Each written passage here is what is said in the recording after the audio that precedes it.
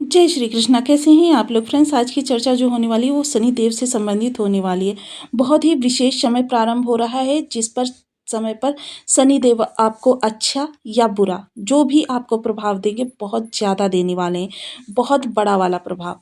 तो यह समय काल जो रहेगा वो इनका पुनर्गमन समय रहेगा। शनि देव अलविदा। पुनर्गमन समय प्रारंभ मीन राशि 23 मार्च से 4 अप्रैल। लाभ वर्सेस हानि की इस वीडियो में चर्चा करेंगे। तो सबसे पहले शनि देव को जान लेते हैं क्योंकि शनि देव ने साढ़े साथी का निर्माण किया हुआ था। आपका प्रथम चरण समाप्त होकर द्वितीय चरण आरंभ होने जा रहा है और द्वितीय चरण जो कि साढ़े साथी का ही द्वितीय कहते हैं प्रारूप होता है। ये जब आपके द्वादश भाव में आते हैं तब साढ़े साथी का निर्माण करते हैं। द्वादश भाव से होते हुए लग्नगत, लग्नगत से होते हुए धन भाव में ये आपके लिए साढ़े साथी निर्मित करते रहते हैं। किंतु एक समय ऐसा होता है, ग्रह जब किसी भाव में होता है, प्रत्येक ग्रह के साथ होता है, 9 ग्रह हैं, 9 ग्रहों का पूर्ण प्रभाव आपको। तो ग्रह जब किसी भाव से निकलता है और किसी भाव में प्रवेश करता है, वह समय काल एक विशेष अवस्था में होता है जिसे कि क्रॉसिंग पीरियड भी कहा जाता है। अब ये क्रॉसिंग पीरियड जो होता है वो आपको जितने प्रभाव उसने रोक रखे हैं या कह सकते हैं कि मतलब जिस भाव से जा रहा है उस भाव को यादगार बनाना चाहता है कि आने वाले 30 वर्ष आप उसे याद रखें, या फिर जिस भाव में जा रहा है कि आने वाले 2.5 वर्ष आप उसे याद रखें, उसकी अच्छाई के लिए या उसकी बुराई के लिए। ये दोनों ही चीज़ें यानी कि जो प्रभाव आपको प्राप्त होंगे बहुत बड़े वाले प्राप्त होंगे। अब शनिदेव जो कि कर्माधिकारी हैं, दंडाधिकारी हैं, न्यायमूर्ति हैं और कर्मों के अनुसार आपको दंड देने का कार्य करते हैं। तो ऐसे हैं शनिदेव। और ऐसे शनिदेव जब अपने प्रभाव देने पर आते हैं तो देखिए इनके प्रभाव भी जो छोटे नहीं होते, क्योंकि आप अगर चक्रों के बारे में जानते हैं, जो मानव शरीर में चक्र होते हैं, तो ये चक्र जो होते हैं 7 होते हैं। हालांकि चक्रों की संख्या तो बहुत ज़्यादा है, लेकिन जो महत्वपूर्ण चक्र होते हैं जिन्हें योगी वर्ग या साधनारत लोग जागृत करते हैं, वो चक्र होते हैं 7। और इन चक्रों में भी जो सबसे ऊपर का चक्र होता है, आज्ञा चक्र जिसे कहा जाता है, वहाँ का जो स्वामी होता है वो होता है शनिदेव। देखिए चक्रों के माध्यम से भी आप अपने ग्रहों को सही कर सकते हैं। ये चक्र ही वो होते हैं जो हमारे इस जगत से लेकर उस जगत तक यानी पारलौकिक जगत तक हमारे जीवन को संचालित करने का कार्य करते हैं। और जो ये आज्ञा चक्र होता है, सर्वोच्च चक्र, इस चक्र पर जो प्रभुत्व होता है वो शनिदेव का होता है। तो आप समझ सकते हैं कि शनिदेव कितने महान ग्रह हैं और कितने बड़े ग्रह हैं। शनिदेव जी सिर्फ जो कष्ट देते हैं आपको, उसके पीछे भी एक इनका मूलभूत कारण होता है। अकारण ही कुछ भी नहीं ये करते हैं, उसके पीछे भी एक मूलभूत कारण होता है। जैसा कि मैं आपको हर वीडियो में बताती हूँ, जिसने शनिदेव को समझ लिया उसको इनको छोड़कर कोई और नहीं भाया कि शनिदेव इतने अच्छे हैं। जैसे कि नारियल आपने देखा होगा ना, बाहर से बहुत सख्त होता है किंतु अंदर से उतना ही मीठा, उतना ही मधुर, उतना ही कोमल जितना वो बाहर से सख्त है, बिल्कुल अपोजिट होता है। तो हमें क्या होता है बचपन से ही शनिदेव, क्योंकि देखिए आपने देखा होगा कि जब हमारी मूलभूत वैदिक सिद्ध संस्कृति चल रही थी और जब आधुनिक जगत में हम आए हैं, उसके बीच में कितनी सारी संस्कृतियां हमारे देश में आई हैं। देखिए सबसे पहले मुगल आए, उसके बाद में अंग्रेज आए, और इनके आने के समय इन लोगों का सबसे पहला प्रहार कहाँ होता था? हमारी संस्कृति पर। हमारे धर्म ग्रंथों को छिपाने का कार्य करते थे, हमारे मंदिरों को लोप करने का प्रयास करते थे, ताकि जब तक ये हमारा जो खजाना है वैदिक अनुसंधान, इसको जब तक वो छीन नहीं पाएंगे तब तक हमारा कोई भी अहित नहीं कर सकता। इस बात को उन्होंने बहुत अच्छे से समझ लिया था। तो यही चीज़ें हैं। और बीच में जो ये उस समय पर अशिक्षा के कारण पंडित या ज्योतिषी वगैरह आए, उन्होंने लोगों ने कुछ भ्रांतियां फैला दी, उसमें शनिदेव को सबसे कठोर ग्रह बता दिया। ये चीज़ हम मानते हैं कि शनिदेव सबसे कठोर ग्रह हैं, किंतु कर्मों के अनुसार दंड देने का कार्य करते हैं, अकारण नहीं करते हैं कि बस मेरा मन कर रहा है आपको परेशान करने का तो मैं आपको परेशान करूंगा। ऐसा कुछ भी नहीं है। ये सब हमारे ही किए हुए कर्मास होते हैं जिनके आधार पर हमको दंड प्राप्त होता है। तो देखिए साढ़े साती आती है, कुछ लोगों को आपने कहते सुना ही होगा कि साढ़े साती भाई हमको तो ऐसा बना गई, पूरे जीवन काल से ज़्यादा हमको इस साढ़े साती में प्राप्त हो गया। और कुछ लोगों को आपने देखा होगा कि भूमि सुलाऊं भूखा मारूं तिस पर मारूं लात, कि मतलब घर भी छूटता है, परिवार भी छूटता है, मित्र संबंधी भी छूटते हैं, यहाँ तक कि आगे की थाली भी कुछ लोग को किस चली जाती है। और फुटपाथ पर सोने के लिए बाध्य हो जाते हैं। तो ये होते हैं साढ़े साथी के प्रभाव। अब किसी को कम मिला, किसी को ज़्यादा मिला, ये प्रभाव इसीलिए होता है कि उनके कर्माज के अनुसार किसी को देने का कार्य करते हैं साढ़े साथी में, किसी से लेने का कार्य करते हैं साढ़े साथी में। कर्माज जो कुछ भी है सब आपके स्वयं के कर्माज होते हैं। इसके अलावा देखिए शनिदेव जिस भी भाव में बैठते हैं तो इनके देने का समय भी एक होता है, क्योंकि शनिदेव सबसे स्लो प्लैनेट है।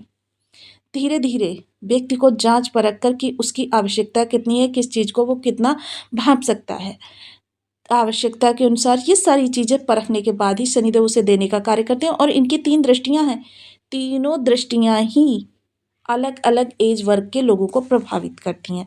अब सपोज कीजिए जब पहली दृष्टि 80% प्रभावी होगी, तब दूसरी दृष्टि इनकी 20% प्रभावी होगी, तीसरी दृष्टि 10% प्रभावी होगी। जब दूसरी दृष्टि 80% प्रभावी होगी, तब पहली दृष्टि 20% प्रभावी होगी, तीसरी दृष्टि 10% प्रभावी होगी। इस तरीके से इनके प्रभाव प्राप्त होते हैं। अब शनिदेव पहले तो क्या होता है, आपको परेशान करने का कार्य करते हैं, कि आपको परेशान इसलिए करते हैं ताकि आप भौतिक जगत को छोड़ दें और आध्यात्मिक जगत में विलीन हो जाएं।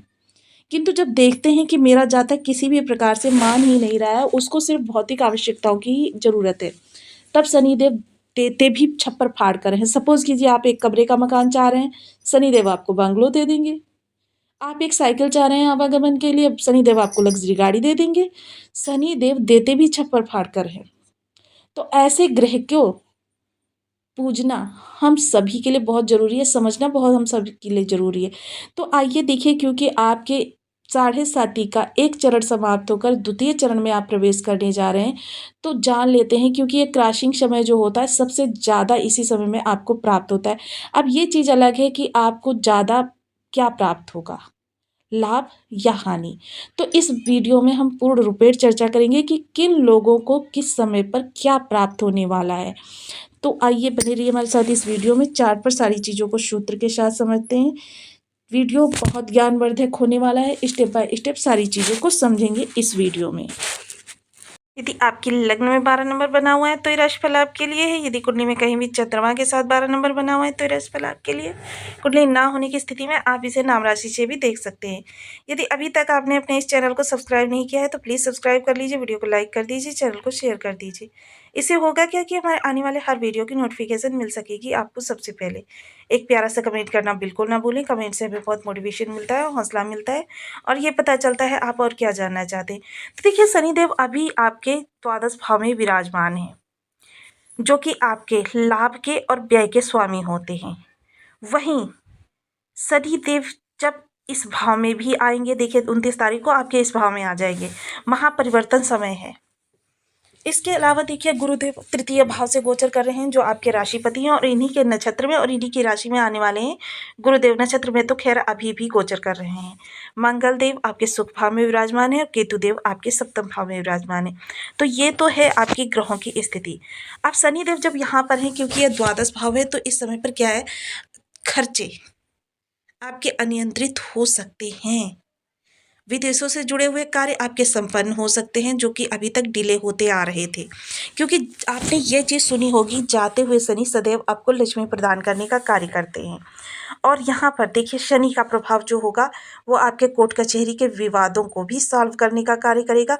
यह प्रभाव देखिए शनिदेव के प्रभाव जो होते हैं 35 वर्ष के उपरांत ज़्यादा आपको प्राप्त होते हैं। 35 वर्ष से प्लस जिनकी एज होती है उनके ज़्यादा प्रभाव प्राप्त होते हैं। अब वहीं देखिए इनके पास 3-3 दृष्टियां भी हैं। 3 दृष्टियां शनिदेव जब इस भाव में आ जाएंगे, क्योंकि ये क्रॉसिंग समय होगा, ये आपके खर्चों को बढ़ाएगा, आपके कोर्ट कचहरी को। और देखिए इस दौरान थोड़ा सा आपने ज़्यादा धन लेकर चलने से भी बचें 29 तारीख तक। और घर के जो भी आपने ज्वेलरी वगैरह या कुछ ऐसी चीज़ें रख रखी हैं उनके प्रति भी थोड़ा सा सचेत रहें। फिर शनिदेव 29 मार्च को यहाँ पर आ जाएंगे। उसी समय चंद्रमा भी इसी भाव में होंगे।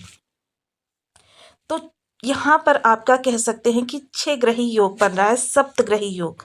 तो ये सप्तग्रही योग जो है आपके लिए देखिए थोड़ा सा संयम का समय रहेगा। ये 3 दिन बहुत ही ज़्यादा विशेष संयम का, क्योंकि इन्हीं 3 दिनों में आपके द्वारा आपके कर्म, क्योंकि तृतीय दृष्टि जो होगी ये 35 + 40 वालों के लिए एज रहने वाली है। तो आपकी जो ये एज रहेगी, ऐसे लोग जो कर्म से जुड़े हुए अभी भी बेरोजगार हैं उनको अपनी वाणी के प्रति बहुत सचेत रहना है। व्यक्तित्व जो है बेहद कर्मठ रहेगा आपका। आप थोड़ा सा अंतर्मुखी भी इस दौरान हो जाएंगे। देखिए, बहुत से लोग ऐसे होंगे जो समाज द्वारा बहुत ही उपेक्षित किए जा रहे होंगे। बहुत से लोग ऐसे होंगे जो अपने कार्य कारोबार में इस तरीके से अंतर्द्वंद में फंसे होंगे। बहुत से लोग रिश्तों के माया जाल में फंसे होंगे। तो ऐसे सभी लोगों के लिए कर्म से संबंधी कुछ विशेष निकल कर आएगा। सप्तम दृष्टि जो आपके सप्तम भाव पर रह जाएगी, तो हो सकता है जीवन साथी से इस समय पर आपकी जो भी दूरी बनी हुई थी पिछले समय में, वो दूरी समाप्त हो जाए। हालांकि देखिए, जीवन साथी का स्वभाव जो है थोड़ा सा रूड तो है, किंतु अंदर से नहीं, अंदर से वो पूर्ण आपका हितैषी है, आपका मित्र है और आपका भला चाहने वाला है। ऊपर से तो उसका स्वभाव जो है बिल्कुल शनिदेव के समान की कठोर है आपके लिए, और वो भी इसलिए ताकि आप कुछ प्रयास करें और उससे ज़्यादा आप अपने लिए जीवन में बेहतर करने का प्रयास करें, अपने कल को बेहतर बनाने का प्रयास करें। डेली इनकम से जुड़े हुए लोगों के लिए भी ये समय काल अच्छा रहेगा। उनके डेली इनकम में कुछ परिवर्तन के योग बन सकते हैं। परिवर्तन के बारे में देखिए, मैं एक चीज़ पहले ही क्लियर कर दूं, आपको विचलित होने की आवश्यकता नहीं है, क्योंकि देखिए, जब पुराना जाएगा तभी नया आएगा। एक व्यक्ति दो जगह पे एक साथ काम नहीं कर सकता। हालांकि पार्ट टाइम के लिए प्रयास कर रहे थे तो वो स्थितियां भी आपकी अच्छी होंगी। ये होगा आपके 40 to 50 प्लस वालों के लिए। अब 50 प्लस वालों के बाद जो उनकी दृष्टि जाएगी कर्म से संबंधित, तो कर्म में आप कोई फेरबदल करना चाहते हैं उसके लिए बहुत अच्छा समय रहने वाला है। कर्म से संबंधित चीज़ों को प्राप्त करना चाहते हैं, यानी को आपके लिए इस समय पर कोई विशेष स्थिति निर्मित हो सकती है। कर्म स्थान पर आपको बहुत संयमित रहना है। बिल्कुल भी आशा से विपरीत आपको प्रयास नहीं करना है कि मुझे बिल्कुल मतलब लोगों के साथ घुलना मिलना है, क्योंकि इस दौरान आपका लोगों के साथ घुलना मिलना, सतीदेव स्वयं अंतर्मुखी हैं और आपको भी अंतर्मुखी रहना है। अपनी रणनीतियों को दूरदर्शिता के साथ जोड़ना है कि जो भी कार्य आप कर रहे हैं, जो भी मैनेजमेंट आप कर रहे हैं, उस मैनेजमेंट में दूरदर्शिता होनी बहुत ज़रूरी है। जब तक आप दूरदर्शिता इसमें जोड़ेंगे नहीं, तब तक चीज़ों में आपको अनुकूल कुछ भी प्राप्त होने वाला नहीं है। शनिदेव की भी एक विशेषता है, राहुदेव की भी एक विशेषता है। राहुदेव के बारे में भी नेक्स्ट वीडियो में चर्चा करेंगे।